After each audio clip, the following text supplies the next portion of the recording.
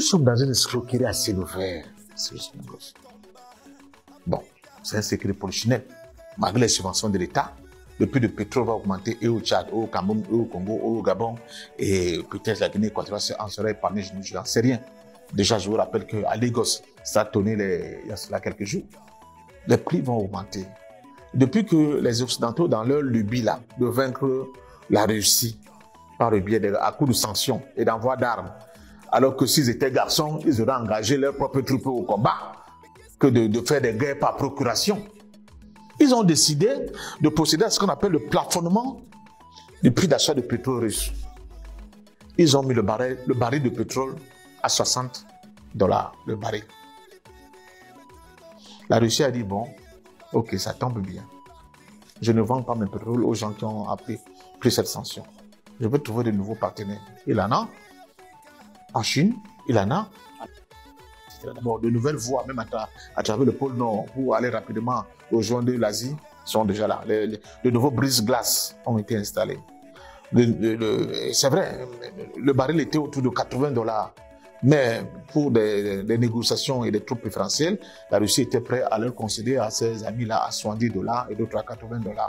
Mais avec des coûts de transport encore amoindris. Les Occidentaux poussent le bouchon plus loin.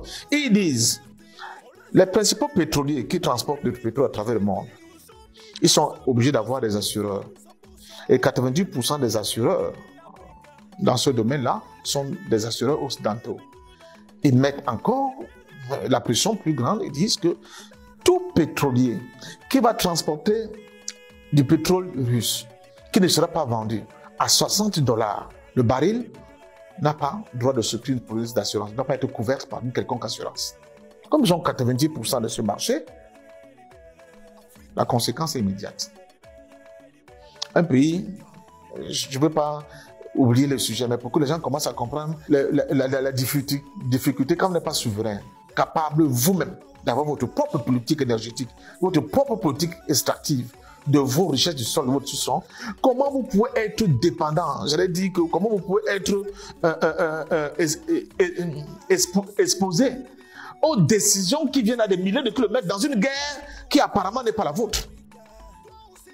La conséquence immédiate, c'est que, c'est vrai, la Russie avait tenté de parer le coup en essayant d'acheter comme ça des pétroliers qui étaient un peu prêts à être cannibalisés, c'est un produit détruit, et il les a retoqués pour pouvoir transporter son pétrole sans passer par les assureurs occidentaux.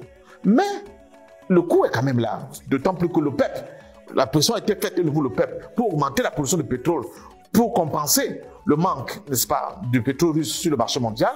L'OPEP a refusé. La conséquence mécanique immédiate, c'est que les prix du pétrole ont augmenté. Et la plupart de nos États, même quand ils sont producteurs de pétrole, ne peuvent pas suivre. À moins qu'ils soient capables de prendre en charge une partie, n'est-ce pas, de ce pétrole. L'achat de ce pétrole.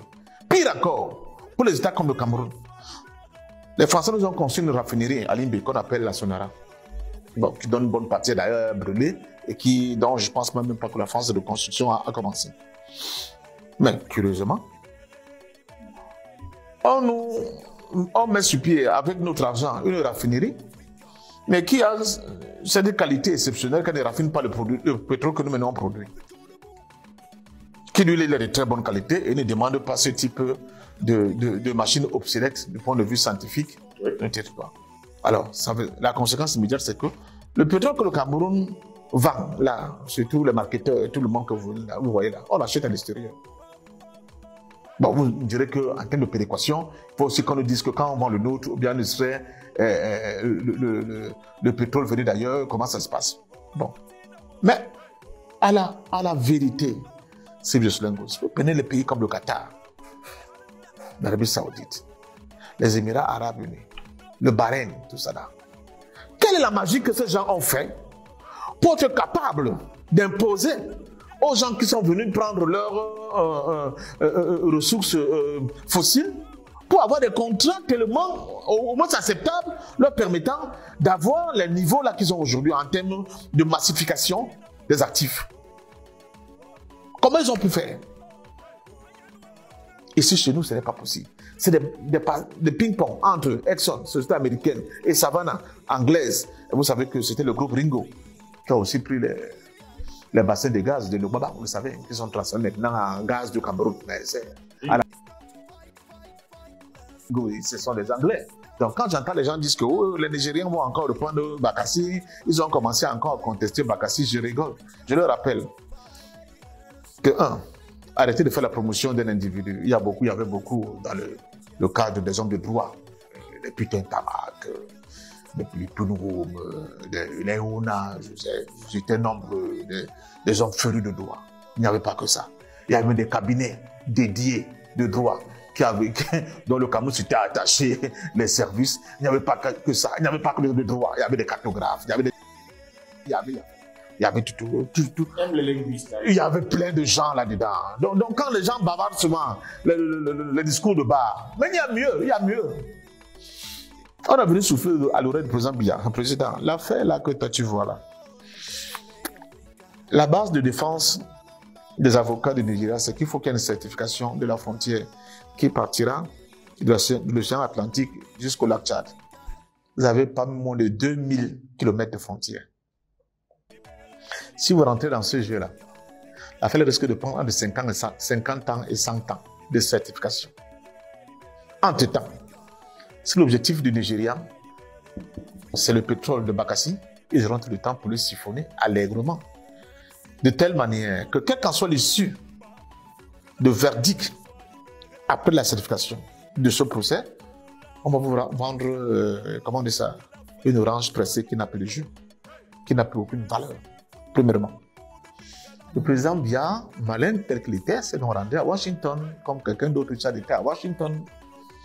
Je vous rappelle que quand les premières bombes tombent sur Bagdad, le président de la République du Cameroun est reçu à Washington. Qu'est-ce que je veux dire par là?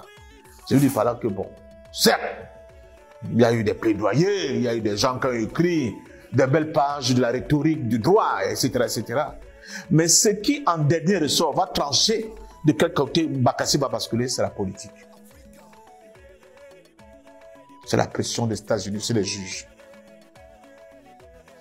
C'est le fait qu'après, vous voyez les Anglais de Ringo aussi avoir des petits trucs là. Donc, Camerounais, arrêtez de rêver. Tant qu'on ne muscle plus la capacité de notre autonomie, de notre indépendance, de notre souveraineté, on ne pourra pas être à l'abri des choses comme ça. Dans le Tchad, c'est ce qui se passe avec des ministres qui viennent d'arriver, qui n'étaient peut-être pas d'accord avec un premier accord que Savannah avait certainement passé avec le gouvernement précédent et les élites précédentes qui arrivent aussi, qui veulent aussi leur part pour bouffer. Ils disent que bon, quelles qu'en soient les décisions, d'abord, vous avez vu l'autre incongruité, c'est-à-dire, on décide du pétrole tchadien. On parle de pétrole tchadien. Il y a un litige. Il y a un tribunal qui doit trancher. Mais le tribunal compétent, il est à Paris. Bon, on va vous parler quand il faut poursuivre les criminels que nous sommes de l'extraterritorialité de l'indépendance de certaines justices occidentales. C'est-à-dire que même si je suis au Cameroun, la justice espagnole peut me poursuivre. Bon, bref, passons. Et l'inverse n'est pas possible. Je veux dire, en cas de conflit sur le plan du droit commercial, on vous dit, là, c'est le tribunal de Paris qui va trancher, le tribunal de N'Djamena n'est pas compétent. Et vous, qui êtes des Tchadiens, vous signez un accord pareil, qu'encore de ce n'est pas une exception tchadienne, hein? C'est souvent le cas partout. Comme même le port autonome de Douala avec Bolloré, vous voyez que c'est à Paris que ça se décide. Et vous dites que vous êtes des gens indépendants. Ouais, parce que comme disait le président Laurent Gbagbo, on vous a blagué. C'est ça, les fondamentaux de ce rapport unique qui encadre, n'est-ce pas, nos prétendues légitimités internationales et l'égalité internationale. Donc, dans le cas de Tchad, une fois de plus, j'imagine, j'ai fait mon analyse, je peux me tromper, mais je suis convaincu à 100%, connaissant les pratiques de nos élites politiques et de nos hauts fonctionnaires, que Savannah avait déjà fait un deal avec l'équipe sortante au pouvoir, donc celle de Déby, et les fonctionnaires qui étaient dans la gestion du pétrole. L'équipe de Mohamed arrive, elle dégage pratiquement l'essentiel des gars qui s'occupaient de la question de gestion du pétrole au Tchad, et ils sont certainement approchés par Exxon. Et ils remettent en cause n'est-ce pas, la place de Savannah dans le jeu.